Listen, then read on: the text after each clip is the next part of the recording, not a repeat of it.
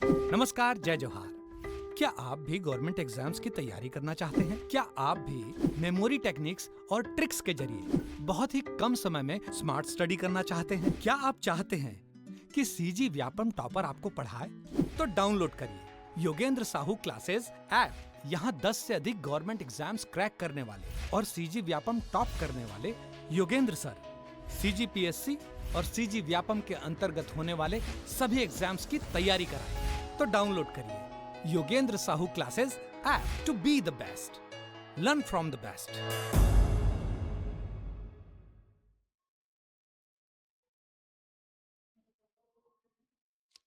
नमस्कार दोस्तों, आप सभी का स्वागत है योगेंद्र साहू ऑनलाइन क्लासेस में। मैं आपका दोस्त, आपका होस्ट, आपका ट्यूटर दीपक इस ऑनलाइन प्लेटफॉर्म में आपका स्वागत करता हूं। ये जो हमारी क्लास है, ये एमसीक्यू की क्लास है आज। ठीक है, जो थ्योरी हमने क्लास में की है, ऐप में जो थ्योरी पढ़े हैं, उसकी आज एमसीक्यूज की अपन क्लास ले रहे हैं, क्लास कर रहे हैं। देखिए, ये जो एमसीक्यू है, ये मुख्यतः स्वयं सहायता समूह और उसके कार्य और उसकी निधियों पर आधारित है। ठीक है, आपका जो ग्रामीण विकास का काम है वो स्वयं सहायता समूह बनाकर ही किया जाता है। आपको ये पता है, हमने इंट्रोडक्शन में पढ़ा है। तो हम थोड़ा इस पे ज्यादा फोकस कर रहे हैं और कोशिश कर रहे हैं कि इसके सभी पहलुओं को, इसके सभी भागों को कवर किया जाए। ठीक है, लगातार हमारी जो क्लासेस हैं थ्योरी की, वो ऐप में चल ही रही है, ऐप में क्लास अपलोड हो रही है और ये जो एमसीक्यूज की सीरीज है उन्हीं थ्योरी पर आधारित है। ठीक है, तो दोस्तों, अगर आप हमारी थ्योरी क्लास लेना चाहते हैं तो स्क्रीन पर दिखाए गए नंबर पर कांटेक्ट कर सकते हैं एडीओ के कोर्स के लिए, और किसी भी जानकारी के लिए योगेंद्र साहू क्लासेस के कांटेक्ट नंबर में आप कांटेक्ट कर सकते हैं। तो चलिए बिना समय गवाएं हमारे एमसीक्यू की क्लास को प्रारंभ करते हैं। ये पार्ट 2 है, इसका पहला पार्ट 1 आ चुका है। तो चलिए देखते हैं। एसएसजी, जहां भी एसएसजी लिखा रहेगा दोस्तों, वो स्वयं सहायता समूह, सेल्फ हेल्प ग्रुप को डिनोट करता है, शॉर्ट फॉर्म में लिखा गया है। एसएसजी की साधारण सभा की बैठक कब होती है? साधारण सभा की बैठक कब होती है दोस्तों, बताइए। आप लोग पढ़े हैं, बताइए।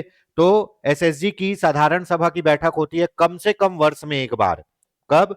कम से कम वर्ष में एक बार दोस्तों। ठीक है, एसएसजी की साधारण सभा की बैठक कम से कम वर्ष में एक बार। ये एसएसजी की साधारण सभा क्या होती है? साधारण सभा में सभी सदस्य लोग आते हैं, बैठते हैं और एसएसजी ने जो काम किया है साल भर, एसएसजी ने जो प्रगति की है साल भर, उसका पूरा पूरा ब्यौरा प्रस्तुत किया जाता है। जब मैं पढ़ा रहा था तो मैं ये बोला भी कि साधारण सभा मतलब क्या होता है? वार्षिक उत्सव मना रहे, जैसे स्कूल में वार्षिक उत्सव मनाते हैं ना साल में एक बार। फिर कोई किसी भी फील्ड में कोई इनाम जीता हो उसको उसी दिन इनाम देंगे, खेल वाले को उसी दिन इनाम देंगे, विज्ञान प्रदर्शनी वाले को उसी दिन इनाम देंगे। तो एक वार्षिक उत्सव जैसा होता है जिसमें साल भर की पूरी प्रगति को दिखाया जाता है। तो एसएसजी की साधारण सभा की बैठक साल में कम से कम एक बार अवश्य होनी चाहिए, ऑप्शन सी। ठीक है, इस टाइप के क्वेश्चन आते हैं दोस्तों, इसीलिए लिया गया है। ठीक है, जैसे एफबी में एफबी बोल रहा हूँ, यूट्यूब में कमेंट आता है कि बहुत सरल क्वेश्चन है, कठिन है, या ये है वो है। तो देखिए, अगर एक ही बार में आपको पूरा कठिन क्वेश्चन पढ़ाया जाएगा ना, तो आप वीडियो देखोगे भी नहीं, पढ़ोगे भी नहीं। तो लेवल को मेंटेन करते हुए यहाँ पे क्लास को डिजाइन किया जाता है। ठीक है, तो कम से कम क्लास को पूरा देखिए, समझिए। ठीक है, आपके लिए यकीनन फायदेमंद होगी ये। ठीक है, एसएसजी की साधारण सभा की बैठक में गणपूर्ति कितनी होती है? बहुत इंपॉर्टेंट है दोस्तों, गणपूर्ति। गणपूर्ति मतलब होता है कोरम। कोरम मतलब वो न्यूनतम संख्या जिसके बगैर बैठक चालू नहीं होगी। अब 10 लोग हैं, अब 10 लोग में 2 ही लोग आए हैं, तो बैठक करके क्या कर लोगे? कोई मतलब नहीं है। तो 10 में कम से कम 5 से 7 लोग हो, आधे से अधिक लोग हो, बैठक करे तब मजा आएगा। तो कोरम कितना होता है दोस्तों? एसएसजी की साधारण सभा की बैठक में कोरम होता है कुल सदस्यों का 3/5। अब मान लो 15 सदस्य है, तो 15 सदस्य का 3/5 कितना होगा? 5 एकम 5, 5 तिया 15, 3 तिया कम से कम 9 सदस्य होने चाहिए, क्योंकि 15 का आधा कितना होता है जी? 15 का आधा 7 मान लो, 8 मान लो, चलो ठीक है, आदमी को 20 से काट के आधा तो नहीं कर सकते, 8 मान लो। तो 8 से अधिक मतलब 9 होने चाहिए, बहुमत होना चाहिए। ठीक है, तो कोरम ऐसा डिजाइन किया जाता है कि बहुमत कम से कम आ जाए, है ना। तो एसएसजी की साधारण सभा, ये साधारण सभा की बात कर रहे हैं अभी। ठीक है, पूरे सदस्यों की सभा, कितना होना चाहिए कोरम? कुल सदस्यों का 3/5। चलिए आगे बढ़ते हैं फटाक से। एसएसजी की साधारण सभा की बैठक में गणपूर्ति ना होने पर बैठक स्थगित कर दी जाती है। बहुत इंपॉर्टेंट है ये। देखिए, सबसे पहले सभी सदस्यों को बुलाया जाता है, बैठक प्रारंभ की जाती है, देखा जाता है कोरम पूरा हुआ है या नहीं। कोरम पूरा नहीं होता है तो बैठक को स्थगित कर देते हैं, क्योंकि जितने लोगों की जरूरत है उतने आ ही नहीं है, तो बैठक करके क्या करोगे। ठीक है, तो बैठक को स्थगित कर देते हैं और दूसरा समय डेट निर्धारित करते हैं। फिर उस बैठक में देखते हैं कि लोग आए हैं या नहीं। इसकी प्रक्रिया आगे देखेंगे। तो अगर एसएसजी की साधारण सभा में बैठक में गणपूर्ति पूरी ना हो तो बैठक को 1 घंटे के लिए टाला जाता है ना। सामान्य सा ग्राम पंचायत और उसमें अगली तारीख के लिए टाल देते हैं, ठीक है, लेकिन यहां उसी दिन 1 घंटे के लिए टाला जाएगा। बैठक थी 12 बजे, 12 बजे कोरम पूरा नहीं हुआ तो बैठक को अब कब चालू करेंगे, 1 बजे। कब चालू करेंगे, 1 बजे, है ना। 1 बजे चालू करेंगे, वेट करेंगे कि पूरे लोग आ जाए, और नहीं आएंगे तो फिर वैसे ही बैठक चालू होगी बिना कोरम के। ठीक है, पहली बार में कोरम देखा जाता है, फिर बैठक को कुछ समय के लिए 1 घंटे के लिए स्थगित कर दिया जाता है। स्थगित करने के बाद जब नए समय में बैठक चालू होगी तो उसमें कोरम नहीं देखेंगे, जितने लोग आए हैं उसी में बैठक प्रारंभ कर दी जाएगी दोस्तों। ठीक है, तो कितने देर के लिए टाला जाता है, 1 घंटे के लिए। यहां जो क्वेश्चन है दोस्तों, है ना, जो अपन यहां पे क्वेश्चन ले रहे हैं, पढ़ रहे हैं, केवल इसी क्वेश्चन पे अपने को डिपेंड नहीं होना है। जो ये पूरा एनालिसिस हो रहा है ना, जो पूरी चर्चा हो रही है, जो पूरे विचार विमर्श हो रहे हैं, इस पर भी ध्यान देना है। इससे क्या है, पूरा टॉपिक कवर हो रहा है आपका। ये जो क्लास है क्विक रिवीजन के फॉर्मेट में ही है। ठीक है, क्वेश्चन से संबंधित सभी पहलुओं पर हम बात करेंगे ताकि आपका रिवीजन भी हो जाए अच्छे से। अगर मैं एक एक क्वेश्चन का बस आंसर बताते चलूं तो क्या मतलब है। मान लो ये क्वेश्चन नहीं आया, इसके जगह उस टॉपिक से दूसरे टाइप का क्वेश्चन आ गया, वैसे में तो वो बनेगा नहीं। तो अपन पूरे क्वेश्चन पे सारगर्भित जितना हो सके उतना डिस्कस करेंगे दोस्तों, है ना। डिस्कशन करने से डाउट क्लियर होते हैं। कितने घंटे के लिए टाला जाएगा, 1 घंटे के लिए। चलिए, मोस्ट इंपॉर्टेंट, अगर आप पहली बार स्वयं सहायता समूह बनाए हो, है ना, और गठन किए हो, तो कितने समय बाद या कितने समय के भीतर आपको पहली साधारण सभा बुलानी है। सबको इंट्रोड्यूस कराने के लिए पहली साधारण सभा कितने समय बाद बुलानी है, बताइए, कमेंट करिए, फास्ट कमेंट करिए।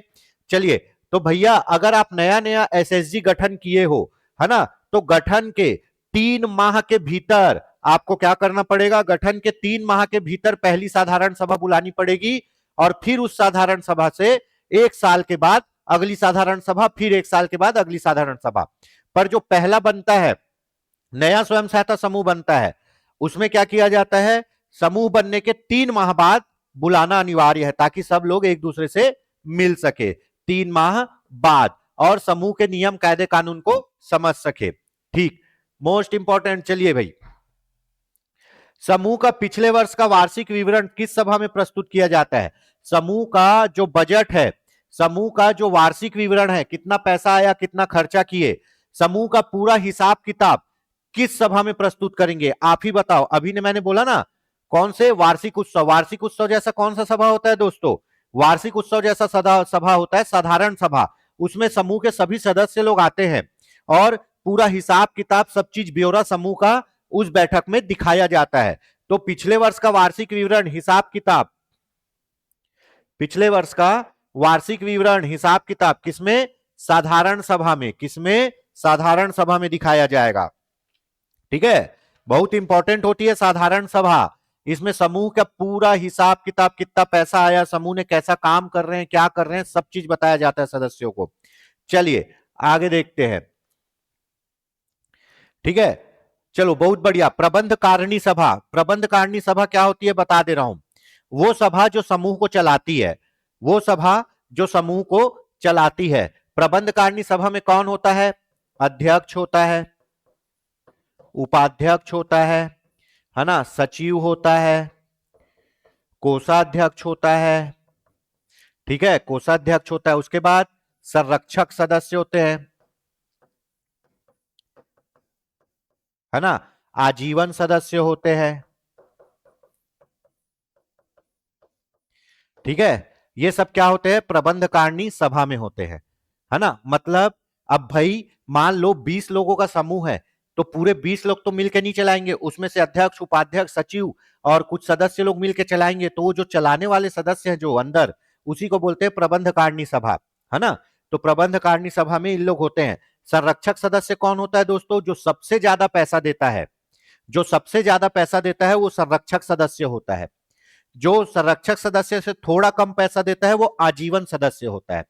जो सबसे ज्यादा पैसा देता है वो संरक्षक सदस्य, जो संरक्षक सदस्य से थोड़ा कम होता है वो आजीवन सदस्य, और जो हर महीना पैसा देता है वो सदस्य कहलाता है। ठीक है। तो प्रबंध कारिणी सभा की बैठक होती है, बताइए कब होती है, फटाक से बताइए।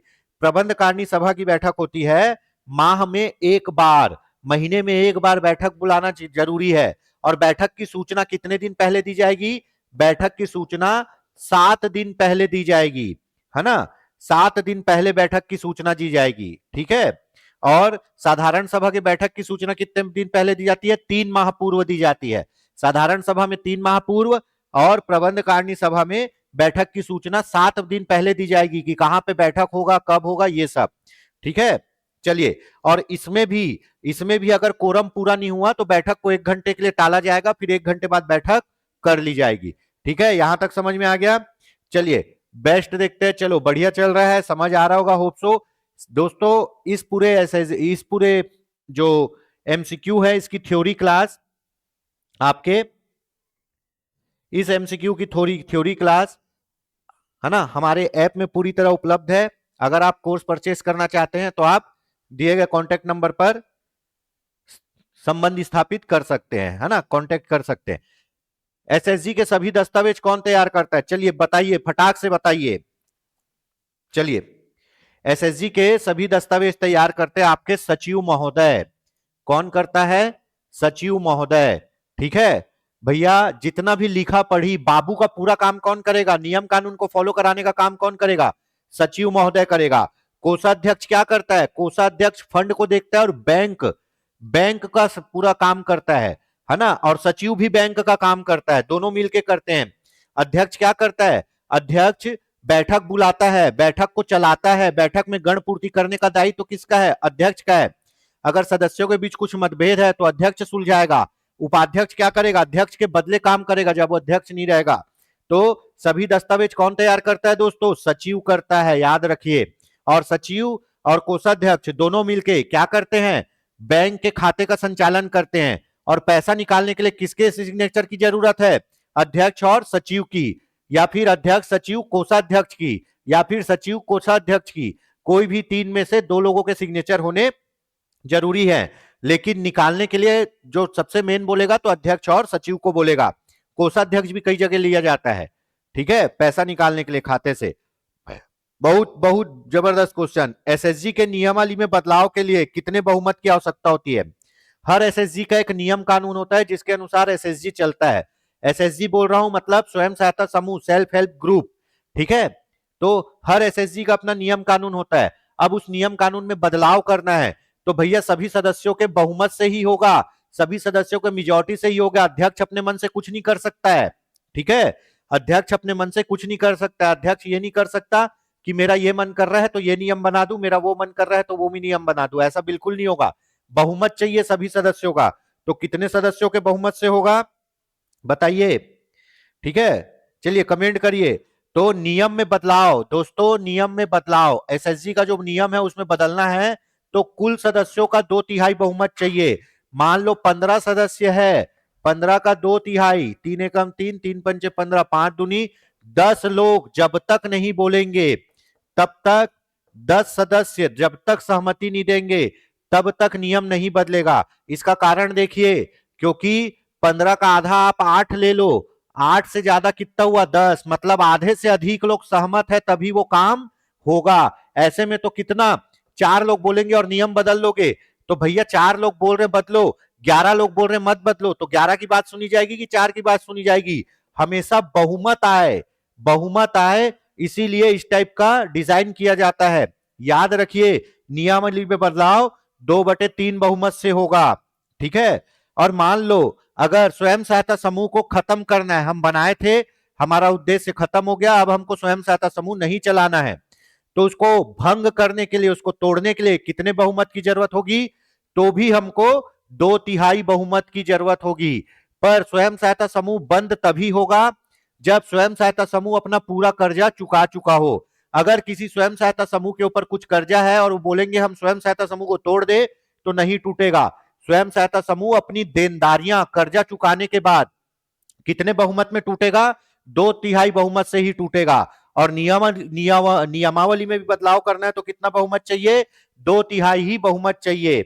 चलिए आगे बढ़ते हैं। देखिए दोस्तों, यही होता है क्विक रीजन, जो है क्वेश्चन से संबंधित हम सभी भागों पे, सभी पार्ट पे डिस्कशन कर रहे हैं।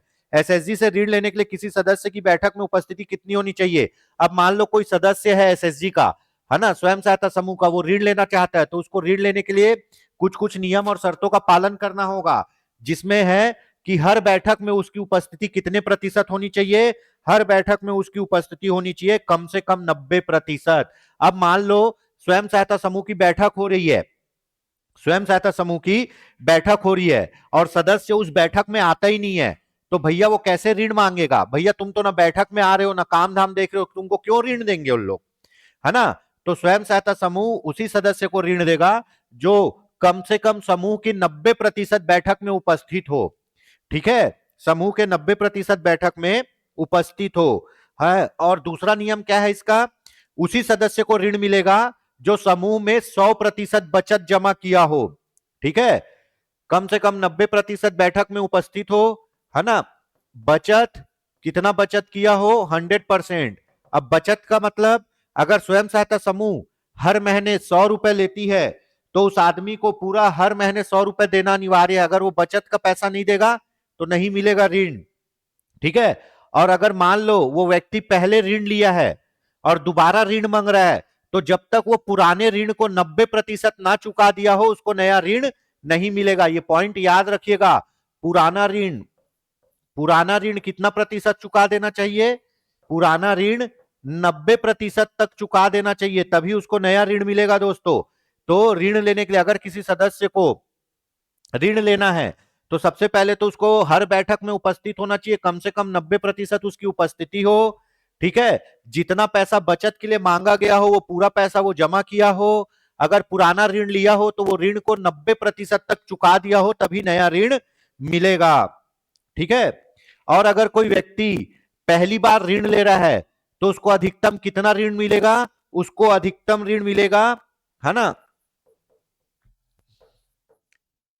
अधिकतम बचत का 10 गुना, बचत का 10 गुना ऋण मिलेगा। ठीक है, ठीक है, बचत का 10 गुना। अगर एक व्यक्ति ने समूह में 1,000 रुपए की बचत की है तो उसको ऋण मांगेगा तो अधिकतम कितना ऋण देंगे? इसका 10 गुना, मतलब 10,000 रुपए इसको ऋण मिलेगा, उससे ज्यादा नहीं मिलेगा, क्योंकि इसकी बचत ही इतनी है। तो कोई व्यक्ति अगर प्रथम बार ऋण लेता है तो उसको उसकी बचत का केवल 10 गुना तक ऋण दिया जाएगा। अगर वो पहले ऋण लिया है और नया ऋण मांग रहा है तो 90% तक, जब तक पुराना ऋण नहीं चुकाएगा, उसको नया ऋण नहीं मिलेगा। ऋण लेने के लिए उसको समूह की बैठक में 90% उपस्थिति दर्ज करानी होगी। ऋण लेने के लिए उसको समूह में 100% बचत करना होगा। ये पूछा जा सकता है दोस्तों। ठीक है, चलिए आगे बढ़ते हैं। एसएसजी से ऋण लेने पर सदस्यों को कितना ब्याज देना होता है? सामान्यतः अगर आप स्वयं सहायता समूह से ऋण लेते हैं तो आपको कितना प्रतिशत ब्याज देना पड़ेगा? 2% मासिक। कितना? 2% मासिक ब्याज देना पड़ेगा दोस्तों। ठीक है, 2% मासिक ब्याज देना पड़ेगा। और रही बात, अगर आप ऋण नहीं पटाते हो, तो आपके ऊपर फाइन लगेगा। वो कितना लगेगा? 1%। कितना फाइन लगेगा? 1% मासिक फाइन लगेगा। ठीक है, चलिए आगे देखते हैं।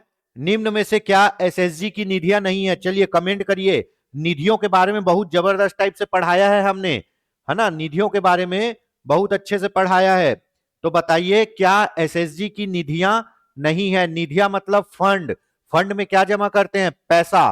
तो क्या नहीं है? आपको पता है चक्रीय निधि है, चक्री निधि होती है, इसको बोलते हैं रिवॉल्विंग फंड। उसके बाद होता है सामुदायिक निवेश निधि, इसको बोलते हैं कम्युनिटी इन्वेस्टमेंट फंड। उसके बाद होता है आपदा कोष, इसको बोलते हैं वैल्यूनरेबिलिटी फंड।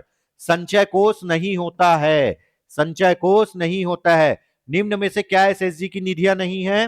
है ना, तो ऑप्शन होगा ऑप्शन डी। ऑप्शन डी संचय कोष नाम की कोई निधि नहीं होती है।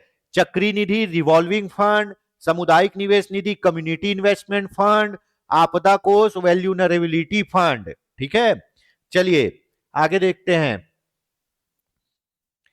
एसएसजी के द्वारा घरेलू आवश्यकताओं की पूर्ति से के लिए किस निधि से ऋण प्रदान किया जाता है? बताइए। अगर आपको अपनी दैनिक जरूरतें, भोजन, पानी, कपड़ा लत्ता के लिए पैसा चाहिए तो कौन सी निधि से फंड दिया जाएगा? आपको पता है कि जब भी भोजन, पानी, कपड़ा के लिए पैसा चाहिए तो दैनिक आवश्यकताओं के लिए चक्रीय निधि से, किससे? चक्रीय निधि से क्या दिया जाता है? आपको पैसा दिया जाता है। चक्रीय निधि कितनी होती है? अधिकतम चक्रीय निधि कितनी प्राप्त होती है? 15,000। कितनी? 15,000। एसएसजी को अधिकतम कितनी चक्रीय निधि प्राप्त होती है? 15,000। न्यूनतम 10,000। न्यूनतम 10,000। ठीक है, तो यही 15,000 को सब में वो बांटती है जरूरत के अनुसार। चक्रीय निधि में अगर सदस्यों को लोन चाहिए ना तो प्राथमिकता के आधार पर दिया जाता है दोस्तों। प्राथमिकता मतलब जिसको ज्यादा जरूरत है उसको पहले मिलेगा। ठीक है, और वो पैसा ऐसे चलते रहेगा। फिर वो आदमी पैसा वापस करेगा तो किसी दूसरे को लोन देंगे, वो आदमी पैसा वापस करेगा तो किसी तीसरे को लोन देंगे, वो करेगा तो चौथे को देंगे। ठीक है, तो चक्रीय निधि कितना मिलता है? अधिकतम 15,000, न्यूनतम 10,000। ठीक है, क्यों? दैनिक आवश्यकताओं की पूर्ति के लिए। चलिए आगे देखते हैं। एसएसजी को चक्रीय निधि किस रूप में प्राप्त होता है? बहुत इंपॉर्टेंट क्वेश्चन है दोस्तों, पहले भी कर चुके हैं। चक्रीय निधि एसएसजी को किस रूप में प्राप्त होगा? बताइए। अनुदान के रूप में। किस रूप में? अनुदान के रूप में। देखिए यहां दो रूप पढ़ना है। पहला ऋण के रूप में, अगर आपको ऋण के रूप में मिला है तो वो पैसा आपको वापस करना पड़ेगा। तो एसएसजी को चक्रीय निधि अनुदान के रूप में मिलता है, मतलब उसको वो पैसा वापस नहीं करना है, अपने पास ही रखना है। और उस चक्रीय निधि को एसएसजी सदस्यों को ऋण के रूप में देती है, इसीलिए सदस्य वापस एसएसजी को पैसा जमा कर देते हैं। पर एसएसजी के पास वो पैसा रहता है, वो किसी को वापस नहीं करती। जिसको अनुदान के रूप में मिलेगा वो पैसे को रखा रहेगा, वापस नहीं करेगा। जिसको ऋण के रूप में मिलेगा वो पैसा वापस करेगा, ये याद रखिएगा। तो एसएसजी को चक्रीय निधि अनुदान के रूप में मिलती है दोस्तों। ठीक है, चलिए बहुत बढ़िया क्वेश्चन। चक्रीय निधि किसके द्वारा स्वीकृत की जाती है? बताइए। चक्रीय निधि किसके द्वारा स्वीकृत की जाती है ना? चक्रीय निधि जिला पंचायत सीईओ के द्वारा क्या करती है? स्वीकृत की जाती है। चक्रीय निधि जिला पंचायत सीईओ के द्वारा स्वीकृत की जाती है ना? और कितने दिन में? प्रति 10 दिन में। प्रति 10 दिन में चक्रीय निधि स्वीकृति का लिस्ट जारी करता है। कौन? जिला पंचायत सीईओ। जिला पंचायत सीईओ आप बिहान के साइट में रजिस्टर करोगे, उसके बाद जिला पंचायत सीईओ उसको देखेगा, वेरीफाई करेगा और हर 10 दिन में अलग अलग स्वयं सहायता समूह को चक्रीय निधि बांटेगा। कौन जारी करता है? जिला पंचायत सीईओ जारी करता है प्रति 10 दिन में। अधिकतम कितना? 15,000 रुपए। इसको स्वयं सहायता समूह को किस रूप में मिलता है? अनुदान के रूप में। किस रूप में? अनुदान के रूप में। सदस्यों को किस रूप में मिलता है? ऋण के रूप में। सदस्यों को ऋण के रूप में दिया जाता है। ठीक है, किस लिए दिया जाता है? दैनिक आवश्यकता पूर्ति के लिए। दैनिक आवश्यकता पूर्ति के लिए। ठीक है, चक्रीय निधि पूरा बता दिया। चक्रीय निधि प्राप्त करने के लिए श्रेणी अंकन कितना होना चाहिए? श्रेणी अंकन होना चाहिए आपका 70%।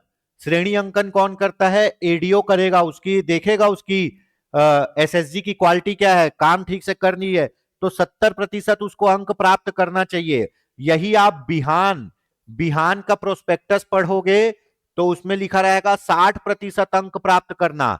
एनआरएलएम का पढ़ोगे तो 70%। ये दोनों को आपको याद रखना है। बिहान में इसको 60% अगर आया, बिहान के अंतर्गत चक्रीय निधि प्राप्त करने के लिए, है ना, एसएसजी को कितना प्रतिशत श्रेणी प्राप्त करना है तो 60 लेंगे। और नॉर्मल पूछेगा कि एसएसजी को चक्रीय निधि प्राप्त करने के लिए कितना प्रतिशत श्रेणी अंकन होना चाहिए तो 70 लेंगे। श्रेणी अंकन कौन करता है? एडीओ ही करता है। ठीक है, तो चक्रीय निधि के बारे में पूरा यहाँ पे देखो दोस्तों, बहुत बढ़िया से डिस्कशन हो गया। आपका क्विक रिवीजन भी हो जाएगा, क्वेश्चन भी बहुत बढ़िया बनेगा। जिला पंचायत सीईओ जारी करता है प्रति 10 दिन में एसएसजी जिसमें महिला एवं पुरुष सदस्य है।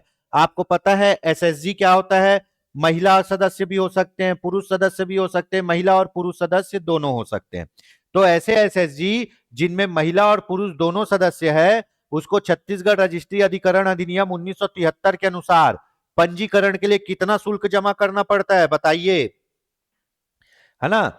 अच्छा एक चीज बताइए, एसएसजी का पंजीकरण कब करवाना अनिवार्य है? 20 से अधिक सदस्य होने पर।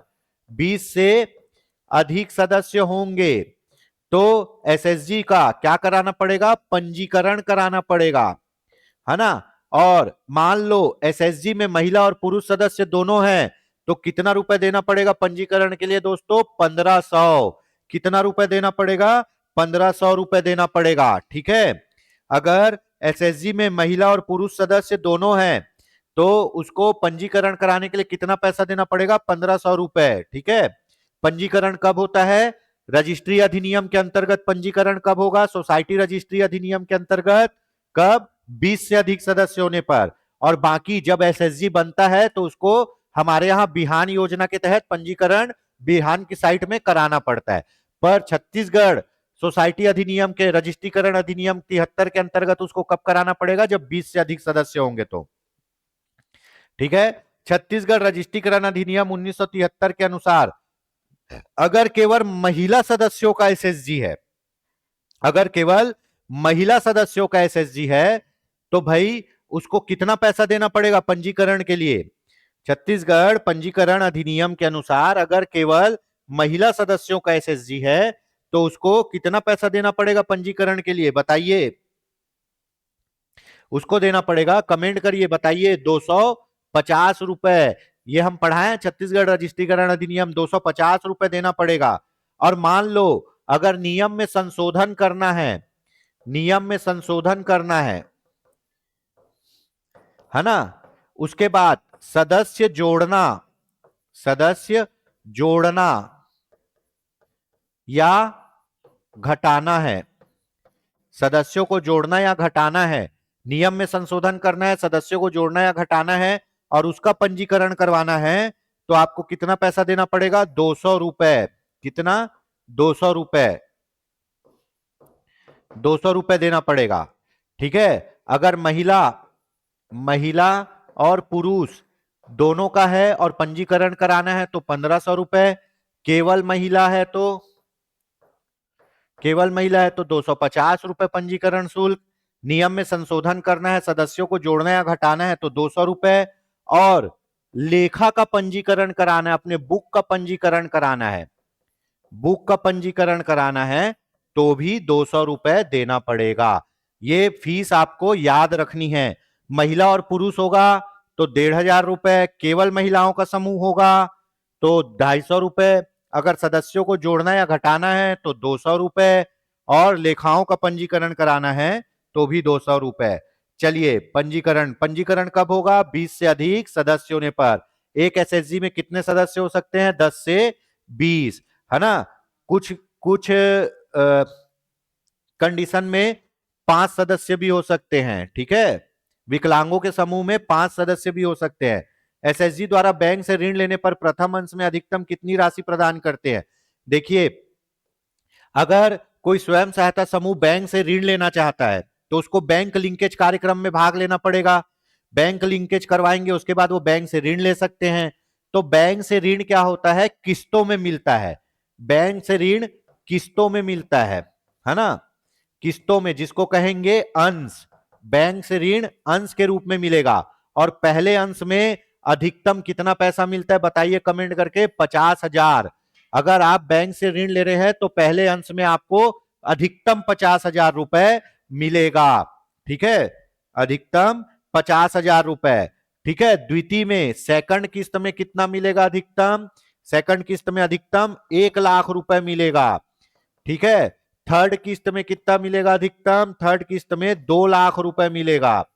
ठीक है, फोर्थ किस्त में अधिकतम कितना मिलेगा? 5 से 10 लाख रुपए। ठीक है, अगर कोई स्वयं सहायता समूह बैंक से ऋण लेना चाहता है तो उसको बैंक लिंकेज कार्यक्रम में भाग लेना पड़ेगा। और बैंक लिंकेज होने के बाद वो बैंक से ऋण ले सकता है। ठीक है, और बैंक से ऋण लेगा तो पहले किस्त में 50,000 अधिकतम, दूसरे किस्त में 1 लाख, तीसरे में 2 लाख, चौथे में 5 से 10 लाख रुपए उसको मिलेगा।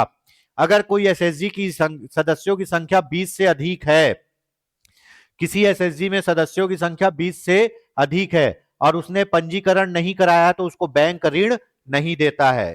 ठीक है, चलिए आगे देख लेते हैं। एसएचजी को बैंक से ऋण कितने अंशों में प्राप्त होता है? अभी मैंने आपको बता दिया, 4 अंशों में एसएचजी को बैंक से ऋण प्राप्त होता है। कितने अंशों में? 4 अंशों में। ठीक है, 4 अंशों में एसएचजी को बैंक से ऋण प्राप्त होता है। ठीक, यहां तक समझ में आया? चलिए,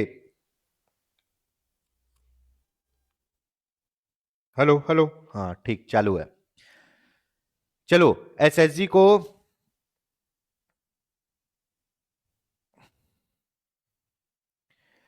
एसएचजी को प्रारंभिक पूंजी निवेश के रूप में किस निधि से ऋण प्राप्त होता है? देखिए, अगर कोई स्वयं सहायता समूह कोई बिजनेस करना चाहती, कोई काम करना चाहती है और उसके लिए उसको पूंजी चाहिए, अगर कोई स्वयं सहायता समूह कोई बिजनेस करना चाहती है, कोई काम करना चाहती है और उसके लिए उसको पूंजी चाहिए, तो किस निधि से पैसा मिलता है? बताइए, आप बताइए। आपको पढ़ाएं अपन सीआईएफ निधि। कौन सी निधि? सीआईएफ निधि। इसी को बोलते हैं सामुदायिक सामुदायिक निवेश निधि। सामुदायिक निवेश निधि, सीआईएफ फंड। ठीक है, इसको बोलते हैं सामुदायिक निवेश निधि, है ना।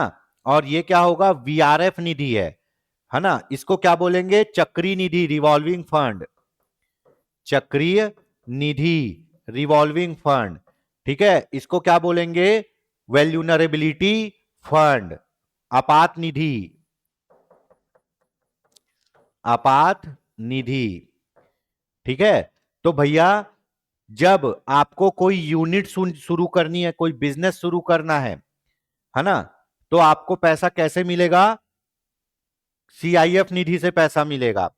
ठीक है, और सीआईएफ निधि में कितना पैसा अधिकतम मिलता है, चलो ये बाद में बताएंगे, क्वेश्चन आएगा तो। चलिए आगे बढ़ते हैं। अगर आपको कोई बिजनेस करना है तो प्रारंभिक पूंजी के रूप में सीआईएफ निधि मिलती है। ठीक है, एसएचजी को किस निधि से सबसे अधिक ऋण प्राप्त होता है? बताइए, एसएचजी को किस निधि से सबसे अधिक ऋण प्राप्त होता है? इसका तो मैंने आपको बता दिया है, अधिकतम 15,000 रुपए। ठीक है, बताइए। तो भैया सीआईएफ निधि से सबसे अधिकतम पैसा मिलता है कितना? 60,000 रुपए। कितना? 60,000 रुपए। ठीक है, और ये किसमें है? एनआरएलएम में है। ठीक, बिहान में जाओगे तो बिहान में लिखा है ना, सीआईएफ फंड के अंतर्गत, बिहान में सीआईएफ फंड के अंतर्गत 50,000 से 75,000 रुपए तक मिलता है।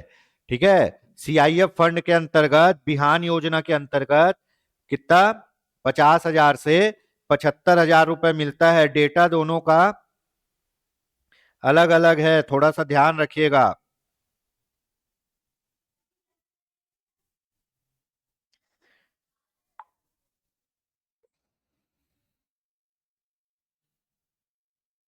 मैं आपको बता देता हूं, कल या परसों की क्लास में हमने बिहान के पीडीएफ से भी आपको पढ़ाया था। ठीक है,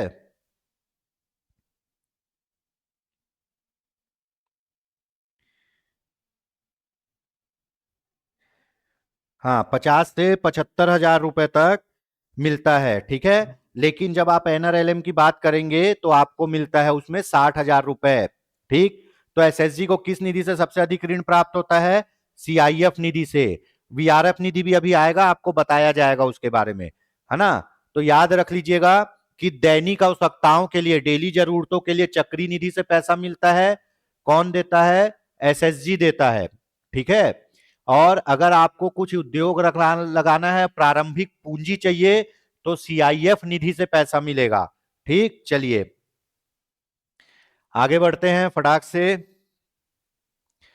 एसएचजी को सामुदायिक निवेश निधि किस संस्था के द्वारा प्राप्त होता है? बताइए, एसएचजी को सामुदायिक निवेश निधि कौन सी संस्था देती है? बैंक देती है, ग्राम संगठन देती है, संकुल स्तरीय संगठन देती है, सरकार देती है? तो आपको पता है सामुदायिक निवेश निधि, है ना, संकुल स्तरीय संगठन, cluster level federation, cluster level federation के द्वारा जारी किया जाता है। और क्लस्टर लेवल फेडरेशन को ये किसके रूप में मिलती है? अनुदान के रूप में। किसके रूप में? अनुदान के रूप में। और क्लस्टर लेवल फेडरेशन इसको किसको? ग्राम संगठन को, ग्राम संगठन को, है ना। और एसएसजी को किस रूप में देता है? ऋण के रूप में। अब देखो यहां कहानी समझो, है ना। सामुदायिक निवेश निधि जिसको बोलते हैं आपका कम्युनिटी इन्वेस्टमेंट फंड, ये जारी करता है, संकुल स्तरीय संगठन जारी करता है। क्लस्टर लेवल फेडरेशन, इसका पूरा डिटेल हम थ्योरी क्लास में बताए हैं, क्लस्टर लेवल फेडरेशन जारी करता है। और क्लस्टर लेवल फेडरेशन को सरकार देती है। सरकार क्लस्टर लेवल फेडरेशन को कैसे देगी? अनुदान के रूप में देगी, अनुदान के रूप में। और क्लस्टर लेवल फेडरेशन ग्राम संगठन और एसएसजी को किस रूप में देगी? ऋण के रूप में। तो एसएसजी और ग्राम संगठन इसको वापस करेंगे किसको? क्लस्टर लेवल फेडरेशन को। लेकिन क्लस्टर लेवल फेडरेशन सरकार को यह पैसा वापस नहीं करेगी।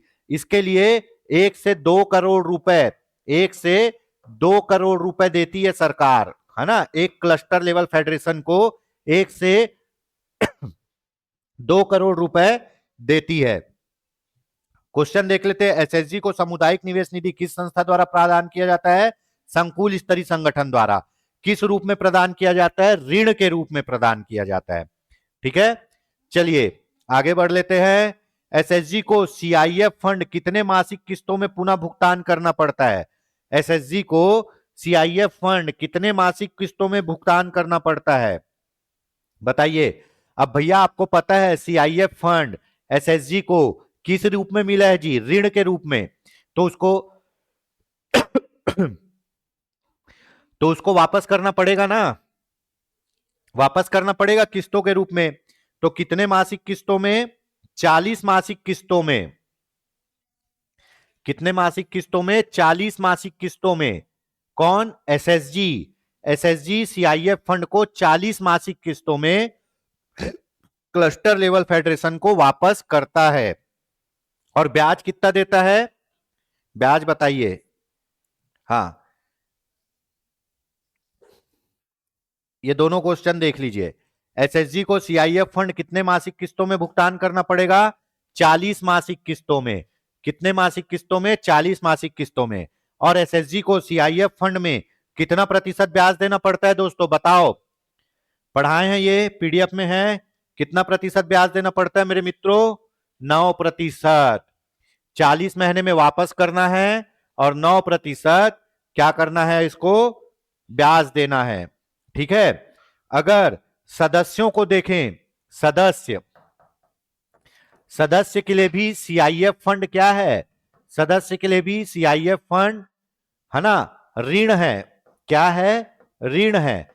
तो ये कितने मासिक किस्तों में वापस करेगा? 24 मासिक किस्तों में। कितने मासिक किस्तों में? 24 मासिक। 2 साल में, 2 साल में वापस करेगा सदस्य। और सदस्य को 12 से 18% ब्याज देना होगा। 12 से 18% ब्याज देना होगा। और यही पैसा ग्राम संगठन, ग्राम संगठन यही पैसा कितने किस्तों में वापस करेगा? 80 मासिक किस्तों में। कितने में? 80 मासिक किस्तों में। और कितना प्रतिशत ब्याज देगा? 6% ब्याज देगा। पूरी कहानी समझ लो। सीआईएफ फंड सबसे बड़ा फंड होता है, 60,000 रुपए मिलता है प्रारंभिक पूंजी के रूप में, है ना। सदस्यों को 60,000 रुपए मिलता है प्रारंभिक पूंजी के रूप में। सीआईएफ फंड ग्राम संगठन के लिए ऋण है, इसलिए वो वापस करेगा। स्वयं सहायता समूह के लिए ऋण है, इसलिए वो भी वापस करेगा। सदस्यों के लिए ऋण है, इसलिए वो भी वापस करेगा। अगर सदस्य वापस करता है तो 24 महीने में वापस करना है और 12 से 18% ब्याज देना है। अगर स्वयं सहायता समूह वापस करता है तो 40 महीने में वापस करना है और 9% ब्याज देना है। अगर ग्राम संगठन वापस करेगा तो 80 महीने में वापस करना है और 6% ब्याज देना है। ठीक है, चलिए पूरा इसका डिटेल एक्सप्लेनेशन थ्योरी क्लास में है दोस्तों। ग्राम संगठन को सीआईएफ फंड पर कितना प्रतिशत वार्षिक ब्याज देना होता है, अभी बताए हैं कितना प्रतिशत, 6%। और यही एसएसजी को कितना, 9%। और सदस्यों को 12 से 18%। इसका ऑप्शन होगा 6%। चलिए, वीआरएफ फंड किस संस्था द्वारा एसएसजी को दिया जाता है? वीआरएफ फंड किस संस्था द्वारा एसएसजी को दिया जाता है? अब आपको पता है कि जो चक्रीय निधि है ना, चक्रीय निधि कौन, जनपद पंचायत सीओ किसको देता है, एसएसजी को देता है। एसएसजी किसको देगा, सदस्यों को। सीआईएफ फंड संकुल स्तरीय संगठन किसको देगा, एसएसजी को। और एसएसजी किसको देगा, सदस्यों को। वैसे ही आता है वीआरएफ फंड, आपदा कोष, वैल्यूनरेबिलिटी फंड। वीआरएफ फंड, आपदा कोष, वैल्यूनरेबिलिटी फंड, ये कौन देता है एसएसजी को, बताइए।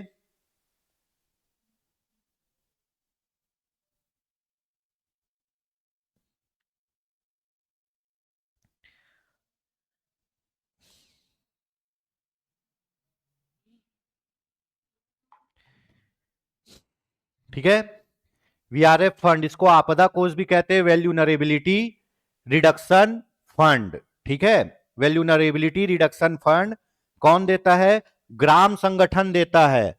कौन देता है, ग्राम संगठन देता है। ग्राम संगठन को ये कौन देगा, सरकार देगा। ग्राम संगठन को कौन देता है, सरकार देता है।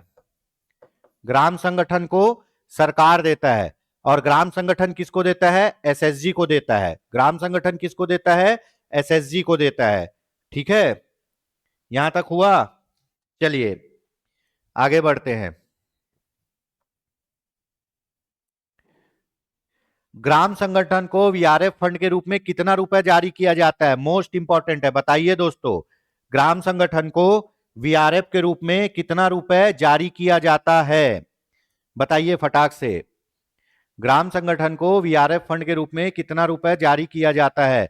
तो दोस्तों, ग्राम संगठन को वीआरएफ फंड के रूप में 1.5 लाख रुपए जारी किया जाता है ना। एक ग्राम संगठन में, एक ग्राम संगठन में, है ना, 5 से 25 एसएचजी होते हैं। 5 से 25 एसएचजी होते हैं।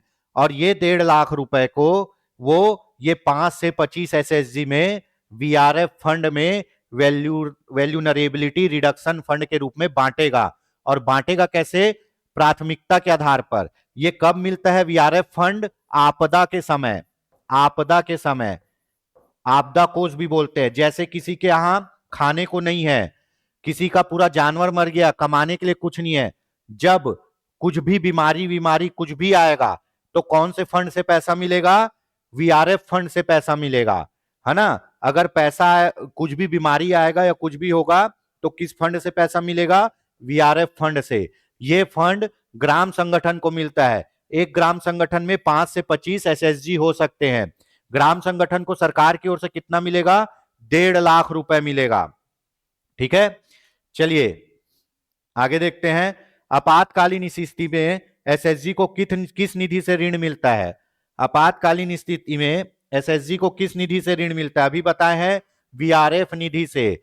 वीआरएफ निधि से कौन देगा, ग्राम संगठन देगा। कौन देगा, ग्राम संगठन देगा। कितना मिलता है ग्राम संगठन को, 1.5 लाख। किससे, सरकार से। फिर ये सबको बांटेगा। ठीक है, चलिए, एसएचजी को कितने रुपए के ऋण पर ब्याज में छूट प्रदान की जाती है ना। ब्याज में छूट कितने रुपए तक के ऋण में प्रदान किया जाता है, बताइए भाई। ये पढ़े अपन, 3 लाख रुपए तक के ऋण पर, 3 लाख रुपए तक के ऋण पर नियमानुसार, नियमानुसार, नियमानुसार, नियम के अनुसार ब्याज में क्या मिलेगा, छूट मिलेगा। ब्याज में क्या मिलेगा, छूट मिलेगा। एसएचजी को कितने रुपए के ऋण पर ब्याज में छूट प्रदान की जाती है, 3 लाख रुपए तक के छूट में। क्यों छूट देते हैं पता है, ब्याज में, ताकि एसएचजी जल्दी जल्दी पैसा वापस कर दे। किसको, बैंक को। एसएचजी बैंक को जल्दी जल्दी पैसा वापस कर दे, इसीलिए ब्याज में छूट देते हैं। ठीक है, चलिए, चलो, एसएचजी को कौन सी निधि अनुदान के रूप में मिलती है, बताइए। एसएसजी को कौन सी निधि अनुदान के रूप में मिलती है ना? बताइए भाई। अभी अपन बताए आपको चक्रीय निधि, जो 15,000 रुपए अधिकतम है, चक्रीय निधि, ये क्या अनुदान के रूप में किसको मिलेगी? एसएसजी को। चक्रीय निधि अनुदान के रूप में किसको मिलेगी? एसएसजी को। और सीआईएफ निधि, सीआईएफ निधि अनुदान के रूप में किसको मिलता है? अनुदान के रूप में मिलता है संकुल स्तरीय संगठन को। किसको? संकुल स्तरीय संगठन, इसको बोलते हैं क्लस्टर लेवल फेडरेशन। ठीक है। चक्रीय निधि अनुदान है किसके लिए? स्वयं सहायता समूह के लिए। और ये ऋण है किसके लिए? सदस्यों के लिए। ठीक है। वैसे ही सीआईएफ फंड अनुदान है किसके लिए? संकुल स्तरीय संगठन के लिए। और ये ऋण है ग्राम संगठन, स्वयं सहायता समूह और सदस्यों के लिए। ठीक है। चलो आगे बढ़ते हैं। सीआईएफ को कौन सी निधि अनुदान के रूप में मिलती है? सीएलएफ को, सॉरी, क्लस्टर लेवल फेडरेशन को कौन सी निधि अनुदान के रूप में मिलती है? अब भी बताए हैं क्या? सामुदायिक निवेश निधि, इसको बोलते हैं आरएफ फंड, है ना? क्या? Revolving fund. सामुदायिक निवेश निधि CIF fund, community investment fund. उसके बाद वीआरएफ, वैल्यूनरेबिलिटी रिडक्शन फंड। ठीक है। ये तीनों फंड के नाम है। अब देखिए भाई, जो आरएफ फंड है, आरएफ फंड है वो दैनिक आवश्यकताओं के लिए, दैनिक जरूरत को। ठीक है। सीआईएफ फंड है कोई उद्योग लगाना है और प्रारंभिक पूंजी के रूप में। ठीक है। वीआरएफ फंड कब मिलता है? आपदा कोष के रूप में, जब कोई आपदा आएगी तो। ठीक है। ये इसके याद रखिएगा। चलिए, जहां पर संकुल स्तरीय संगठन ना हो वहां सीआईएफ फंड किसके द्वारा जारी किया जाता है? मोस्ट इंपॉर्टेंट क्वेश्चन है दोस्तों। आपको पता है कि भैया चक्रीय निधि एसएसजी को मिलता है, सीआईएफ फंड संकुल स्तरीय संगठन को मिलता है, उसके बाद वीआरएफ फंड ग्राम संगठन को मिलता है। और जहां पे सीआईएफ फंड के लिए संकुल स्तरीय संगठन है ही नहीं, वहां पे सीआईएफ फंड कौन जारी करेगा? वहां सीआईएफ फंड जारी करेगा block mission management unit, BMMU, block mission management unit. आपको मैंने हायरार्की बताई थी, एक बार और बता देता हूं। ठीक है। जितने बार आएगा उतने बार बताऊंगा। सबसे ऊपर होता है एनआरएलएम, मुख्यालय दिल्ली में। उसके बाद एसआरएलएम, इसी को क्या बोलते हैं छत्तीसगढ़ में? बिहान। इसी का नाम है पंडित दीनदयाल अंत्योदय योजना। उसके बाद होता है डिस्ट्रिक्ट मिशन मैनेजमेंट यूनिट। उसके बाद होता है ब्लॉक मिशन मैनेजमेंट यूनिट। उसके बाद होता है क्लस्टर लेवल फेडरेशन। उसके नीचे होता है ग्राम संगठन। ठीक है। उसके नीचे होता है एसएचजी, स्वयं सहायता समूह, और इसके नीचे सब होते हैं सदस्य।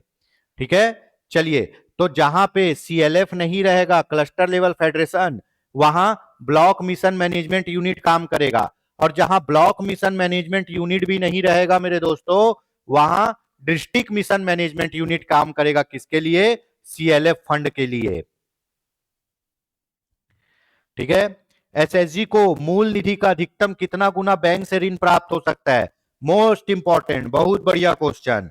अगर आप बैंक से ऋण लेने जाते हो तो एसएसजी को कितना ऋण अधिकतम मिलेगा, है ना? मूल निधि का, मूल निधि में क्या आता है पता है? एसएसजी की मूल निधि मतलब उसका मूल पैसा, मूल निधि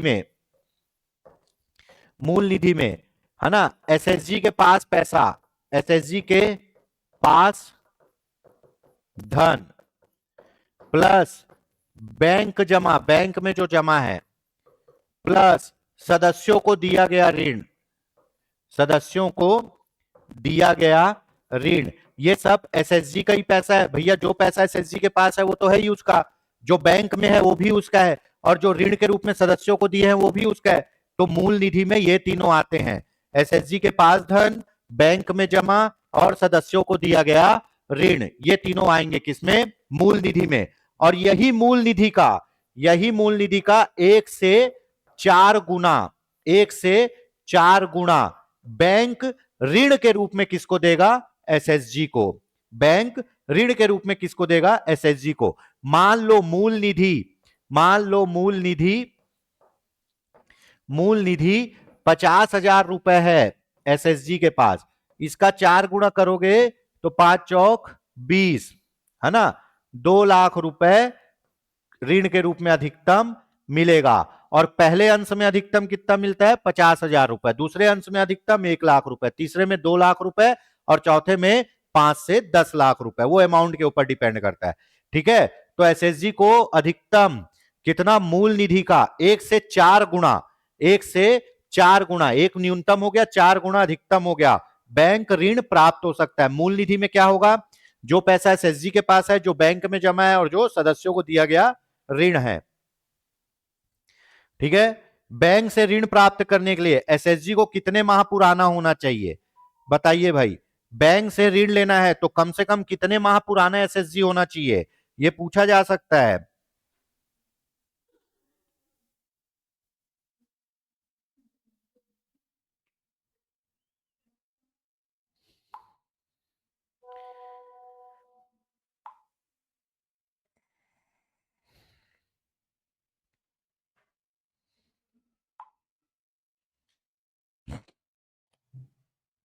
ठीक है, चलिए, बैंक से ऋण प्राप्त करने के लिए एसएसजी को कितने माह पुराना होना पड़ता है?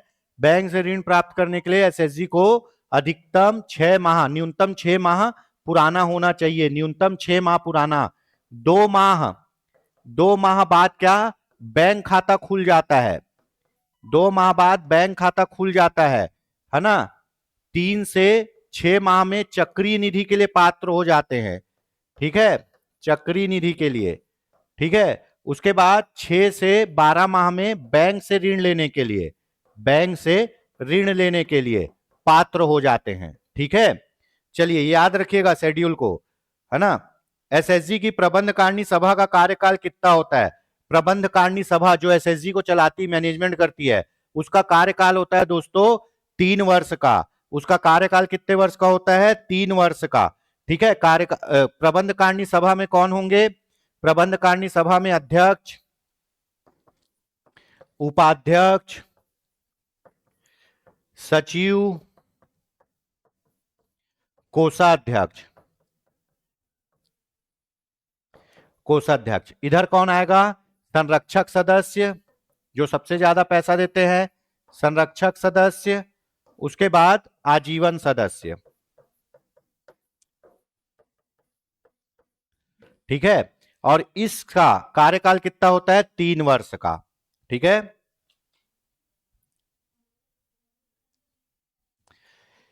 एसएसजी के पुस्तक संचालक द्वारा समूह की कितनी पुस्तकें लिखी जाती है? सामान्यतः समूह की कितनी पुस्तकें लिखी जाती है? बताइए जी, बहुत अच्छा क्वेश्चन है ये। जो सचिव है वो कितने बुक में एंट्री करता है? जो सचिव है दोस्तों वो 5 बुक में एंट्री करता है। सामान्यतः 5 पुस्तकें लिखी जाती है। कौन कौन सी पुस्तकें? पहले कार्यवाही पुस्तक जिसमें पूरा जो भी काम हुआ है लिखा जाएगा। दूसरा है आपका उपस्थिति पुस्तक, कौन कौन बैठक में आया था, उपस्थिति पंजी। ठीक है, तीसरा आपका क्या होगा? तीसरा आपका होगा साधारण खाता बही, साधारण बही खाता, है ना? चौथा क्या होगा? बचत एवं ऋण पुस्तक, बचत एवं ऋण पुस्तक, कितना बचत है, किसको ऋण दिए हैं। और उसके बाद एक क्या होगा?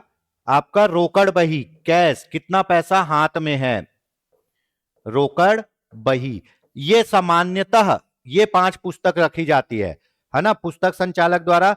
एसएसजी के 5 अनिवार्य सूत्र पता है ना? सबसे पहले आओ बैठक करें, उसके बाद आओ पैसा जमा करें, जिसको जरूरत है वो ऋण ले जाए, और जो जरूरत पूरा हो गया तो ऋण वापस करे, और 5वां सबका लेखा जोखा हो, पुस्तक संधारण। तो पुस्तक संधारण में सामान्यतः ये 5 कार्यवाही पुस्तक रखते हैं। पहला कार्यवाही पुस्तक, जो भी काम हुआ है बैठक में। दूसरा उपस्थिति, बैठक में कौन कौन था। तीसरा साधारण खाता बही। चौथा बचत एवं ऋण पुस्तक, मतलब कितना बचा है, कितना ऋण किसको दिए हैं। पांचवा, कितना पैसा आया है, रोकड़ बही। ठीक है, तो दोस्तों ये एसएसजी उसकी निधियां से संबंधित, मोस्टली एसएसजी और उसकी निधियों से संबंधित 35 क्वेश्चन थे। इसका पार्ट पहले अपन 1 कर चुके हैं, ये पार्ट 2 है दोस्तों। बताइएगा ये सीरीज कैसा लगा आपको। इसके बाद अपन बिहान योजना का एमसीक्यू लेके आएंगे बहुत ही जल्द, और ये सब थ्योरी क्लास अपनी ऐप पे हो रही है ना। आपको कोर्स के बारे में जानकारी चाहिए तो आप स्क्रीन में दिखाएगा नंबर पर कांटेक्ट कर सकते हैं और पूछताछ कर सकते हैं। यकीन मानिए हम साथ मिलकर कुछ बेटर करेंगे। जुड़े रहिए योगेंद्र साहू क्लासेस के साथ। जय हिंद, जय भारत, जय छत्तीसगढ़।